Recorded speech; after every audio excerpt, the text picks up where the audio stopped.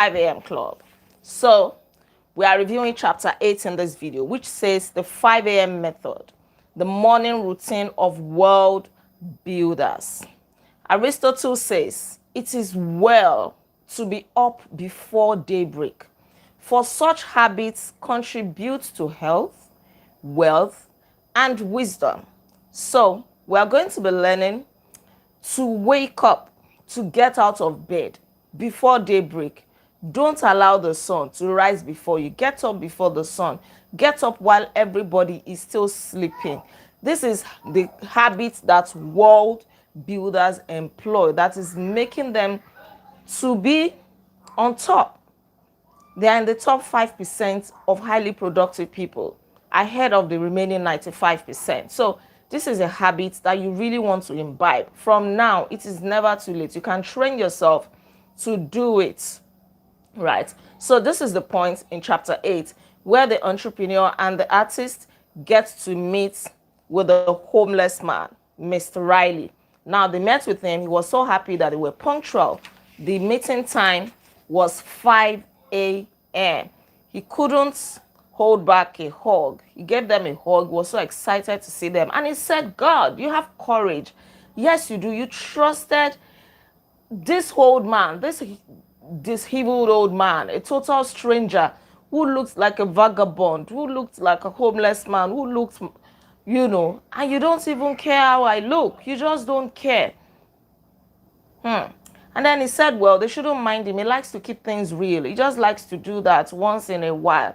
It is not about the money that he has. It just helps him to keep himself in check, because having lots of money doesn't make you different. It makes you more of who you were before you made the cash. So that is his own style. And like it was mentioned earlier, it's also his own way of staying humble, not allowing everything that he possessed to get into his head. So they thanked him, and now they got into business. How are they supposed to start waking up at 5 a.m.? They were not used to it. It's not something that they have learned, but now they're about to learn it in Mauritius. And so they asked Mr. Riley, is it your father who taught you the habit of getting up early? And he said, yes and no. Although he grew up in the countryside, they would rise up early. His father was used to rising up early, but as a child, he wasn't even given to that habit. He would do exactly the opposite of that. He was a rebel, just like many kids would do. They do exactly the opposite of what you tell them to do. So his father would just leave him to sleep. But then, as he grew up, he met with the spellbinder, and it was a spellbinder that actually taught him the 5 a.m. method.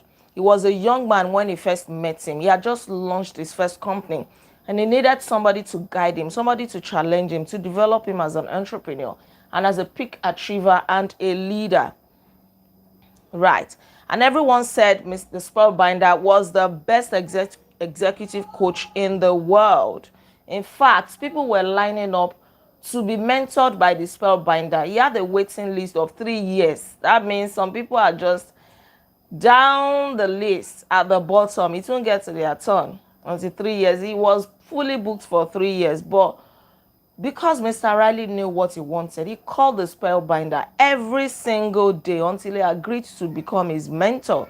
The spellbinder was also very young then, but he had the kind of wisdom that was well advanced beyond his age, and he was willing to learn this 5 a.m. method. William Pitt says, if you do not rise up early, you can make nothing in progress. And this was like his guiding principle. Why do you want to wake up so late? Why not get up early and maximize your productivity and achieve what most people will not be able to achieve in 1 week? It was this practice, the 5 a.m. method, this habit that changed and elevated every other habit. Researchers call this a keystone habit, because once you get into it, it just has a way of positively affecting every other part of your life. It influences all of your other habits positively, right? Although he agreed that it is not easy to wake up at that time. There are times that you would feel cranky. There are times that you would feel like switching off the alarm or letting it snooze. But once he got that courage, once he got that drive to wake up, once he locked it in at 5 a.m. and became consistent at it, he experienced a remarkable kind of transformation. Exponential change, overwhelming distractions, and overflowing schedules. Getting up at 5 a.m. and running the morning engine. That was the method, the antidote that the spellbinder taught him to get above the average level, the life of mediocrity. Many people want to live a life of ease, of comfort. At the same time, they want to be great. It is not possible. Greatness comes with a lot of discomfort, a lot of pain. You're not going to like it. You just have to force yourself into it. If you truly want to be great, you have to learn to own your money. You have to learn to begin your day very strong, concentrated. Your attention is not divided. Your creativity is in top gear. You are up there. You have the kind of capability that so many people don't have. Right. The spellbinder was right when at his session he called people addicted to their devices. Is that not what is happening? They call them cyber zombies. You see them every day. Maybe you are even one of them. You can't just let go of your phone. You are glued to social media. It's not like you're even learning anything profitable. It's just like an addiction. You just enjoy scrolling, laughing, giggling. You are watching other people. As you are watching them, they are making money, but your own life is wasting away. Or you don't know that to waste your time is to waste your life. You are laughing from one post to another. You are commenting, you are liking, and you are not doing anything. You are not even listening intentionally to creators that will move your life forward. You are just scrolling mindlessly. Yes, that's the word. You are just scrolling. At the end of the day, you have scrolled for 2 hours. 2 hours of your life gone. You have enriched other people's pockets. As you are scrolling and doing that, they are making money. Content creators are making money. So you also have to find a way to make money. Don't just become a zombie, a tech zombie. Many people are like robots, glued to their screens. They are not present, and they are half alive to life. They have no real concentration. You see them every day. They are not even real human beings anymore. Their lives are being controlled by social media. They carry the gist of all kinds of celebrities. They discuss it, they argue. Those things I'm sure they are even being used by the devil to steal your destiny.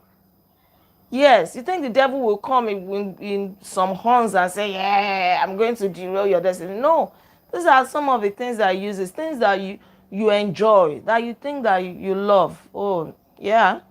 Let me not say more than that. Protection from distraction is precisely how you need to work if you are serious about dominating your field and winning at your craft. So much distraction in the world today is too much. If you are not intentional, if you don't guard your heart, you will fall prey every single day. Distractions are easy. It looks like, oh, what you need right now, let me just relax, let me just cool off. You are still there, 12 a.m., you are still scrolling. You can't even pray. You can't read. You can't do any of those things. Those ones become like hard chores because you don't find them to be fun anymore. You just seek after dopamine, excitement, things that excite you, that are fun to you. But you really cannot be a world builder like that. You can't be a game changer like that. You need to get into the flow of 5 a.m. Neuroscientists call it flow. Rising 5 a.m. promotes that flow state gorgeously by getting up before daybreak while everybody is still sleeping. Your creativity is going to soar. Your energy is going to double. Your productivity is going to triple. You will be on top of the world. Nothing beats going to sleep early each night. And with an unspoiled conscience and mess-free heart, then you wake up early, energized. And as they were saying all of this, as the spellbinder, no, not the spellbinder, Mr. Riley, the artist and the entrepreneur were discussing, a message came into the entrepreneur's phone. And the message reads, leave the company or else you will die. Or else you die. And at this point, the phone fell off her hand. She started trembling. And the artist and Mr. Riley knew that there was a problem. The challenge is sleeping early. Well, yeah, it's a challenge for me too, but we have to walk around it gradually. Yes, gradually.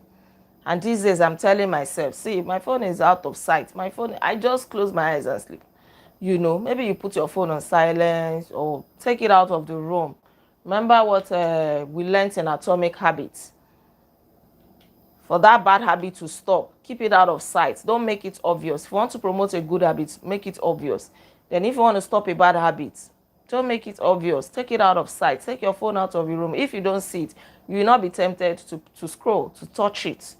And any other thing that might be distracting you, switch off the lights. Put yourself in a good sleep mode. Yeah, I'm sure you will remember. Okay, so the entrepreneur received this death threat from people who wanted to take over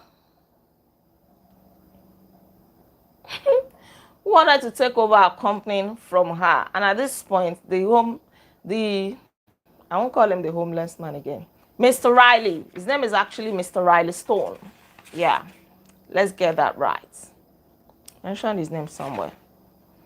Yes, Stone Riley. Stone Riley is his name. Yeah. And he called the security guard and told them to get to the root of that text message. Who sent it? What do they want? And he assured the entrepreneur, don't worry. We're going to take care of this. We're going to help you. You don't have anything to worry about. So they continued gisting about the 5 a.m. club, the morning routine that can help you own your morning and elevate your life. And the spellbinder revealed to Mr. Riley that it is called the 20-20-20 formula. And trust me, once you learn this concept alone and then you apply it with persistency, not the word persistency, it's not going to come easy. It is something you want to try once and then your body, your flesh will tell you to give up. No, persistency. Then your productivity, prosperity, and performance and impact will increase exponentially. It is a ritual that many successful people do. You also have to learn it. We're going to learn more about the 2020 formula later on. The more powerful a person is, the less they need to promote it. And the stronger a leader is, the less they need to announce it. You don't need to announce to everybody that you are great, that you are wealthy. Do you know why? It means that you are nothing. Right. Rising at 5 a.m. every morning was the main personal practice that made most of that happen, that made most of the successes and the achievements of Mr. Riley happen. He became a visionary thinker. It gave him a reflective space to develop a formidable inner life. It helped him to build discipline, great discipline. It brought him a lot of advancements in life. It made him to be a pretty amazing leader, even to have superior wealth, because it's going to impact on your life. Imagine that you wake up early at 5 a.m. You are able to pray. It improves your spiritual life. You are able to do your workout, to do a bit of exercise, even if it's 10 or 15 minutes, you're improving on your health. Not that you are supposed to leave home for work at 7 a.m. You wake up at 6:30. What happens? You have to rush your way through. You quickly take your bath, eat your breakfast, and you rush out of the house. You are not able to get yourself together in that early hour of the day. Right? So you are waking up, you're starting your day hurriedly. How do you expect the rest of the day to be? You have not allowed your mind to calm down, to meditate, to even think about the activities of the day, to even speak to your God, to read your Bible, to pray, to do your workout, and all of that, right? Sorry. Okay, so he told them that they were going to continue the next day. He was going to take them to paradise. They were going to have a better life. He was going to teach them 2020 formula. And so they went their separate ways. The entrepreneur went to her room. The artist went to his room. The Mr. Riley also went away. And while the entrepreneur was sleeping, my network. Okay. One man came to her in a dream, wanted to stab her, told her that if you don't leave that company, you are going to die. But this is just a warning. So she woke up and discovered that it was a bad dream. And while she was still thinking about the dream, she was still trembling. The artist came to knock on the door. What's going on now? The artist came to knock on the door and told her that he had a bad dream too. And what was his own bad dream? His own bad dream was more was kind of real.